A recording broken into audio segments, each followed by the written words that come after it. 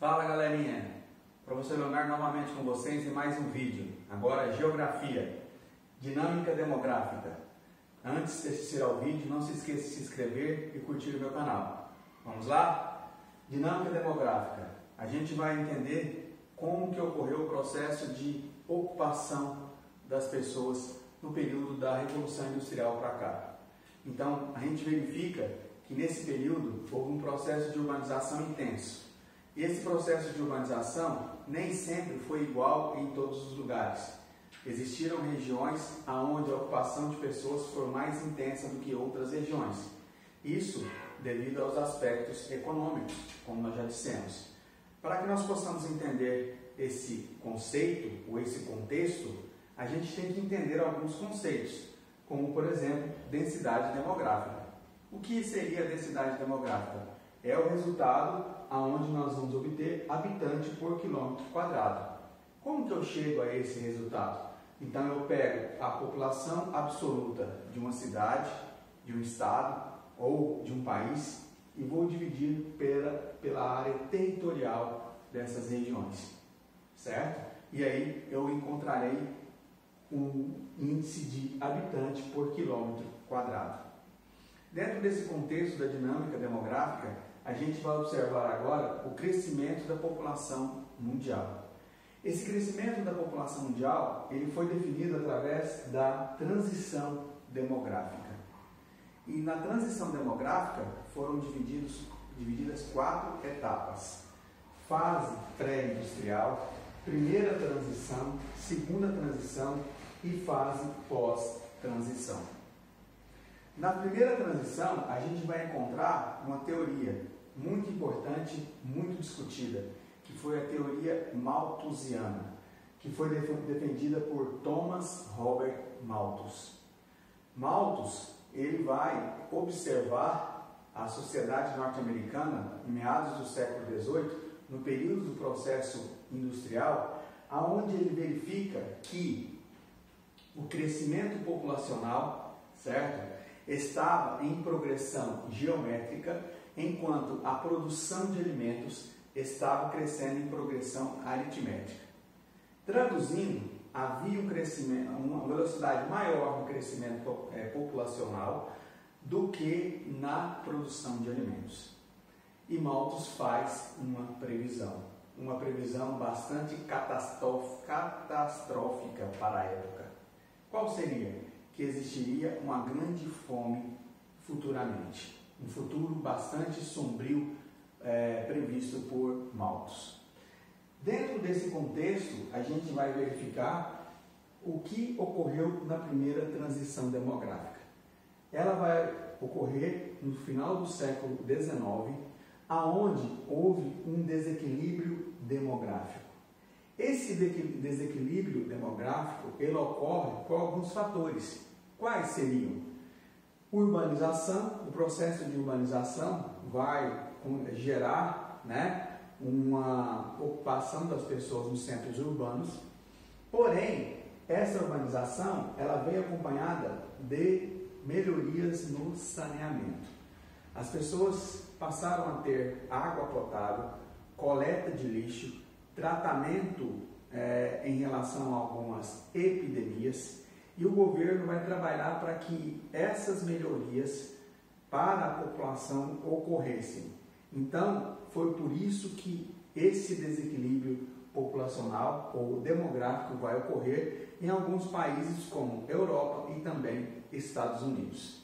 Esse período da explosão demográfica foi chamado de Baby Boom. Foi a época da prosperidade financeira. Porém, na segunda transição demográfica, vai se verificar a partir de 1960 do século XX, um declínio na taxa de natalidade. O crescimento vegetativo ele vai diminuir. E o que seria o crescimento vegetativo? Como que se chega ao índice denominado crescimento vegetativo? É a diferença entre a taxa de natalidade e a taxa de mortalidade. Esse crescimento vegetativo ele vai melhorar de acordo com a melhoria nas condições de vida das pessoas. Porém, aqui ele diminuiu não por causa das condições de vida das pessoas, que ficou péssima, que ficou negativa, mas porque algumas situações vão ser adotadas para o controle desse crescimento vegetativo. Quais seriam? A urbanização, ela vai chegar até alguns países pobres, e a ideologia do liberalismo, ou do neoliberalismo, também chegará lá. Outro aspecto que vai proporcionar a diminuição do crescimento vegetativo foi a inserção das mulheres no mercado de trabalho. As mulheres, ao entrar no mercado de trabalho, elas vão modificar a sua ideia, o seu pensamento em relação ao planejamento familiar. E outro aspecto que também diminuirá o crescimento vegetativo foram os métodos contraceptivos, adotados tanto por instituições governamentais, como também pelas ONGs, que eram organizações não governamentais. Quais eram os objetivos desses métodos contraceptivos? Tentar equilibrar o crescimento vegetativo. Por quê? Porque visualizava-se em alguns países que esse boom demográfico poderia trazer consequências graves populacionais. Entre essas consequências, problemas sociais, problemas culturais, e um país que vai adotar esse método de controle de natalidade ou do crescimento vegetativo com bastante intensidade foi a China. A China adotou um método, de controle do crescimento vegetativo muito severo a partir da década de 70, no século XIX, no século XX, e ela conseguiu diminuir o seu crescimento vegetativo. Porém, ainda é o país mais populoso do mundo, com 1 bilhão e 400 milhões de pessoas. Para finalizar a nossa conversa, nós chegamos à última fase da transição demográfica relacionada ao crescimento populacional, que é a fase pós-transição. Na fase pós-transição, a gente também analisa o crescimento vegetativo e observa que ele é diferente nos países desenvolvidos e também nos países subdesenvolvidos ou pobres. Por quê? Porque nos países desenvolvidos, esse crescimento vegetativo, em algumas regiões, ele se tornou até negativo. Ou seja, o aumento da população está diminuindo gradativamente em alguns países e, consequentemente, vai trazer alguns problemas, principalmente na reposição de mão de obra. Então, alguns países, como por exemplo na Europa, estão adotando alguns programas de incentivo imigratório para que eles possam repor a sua mão de obra através da inserção do imigrante dentro do seu contexto de trabalho.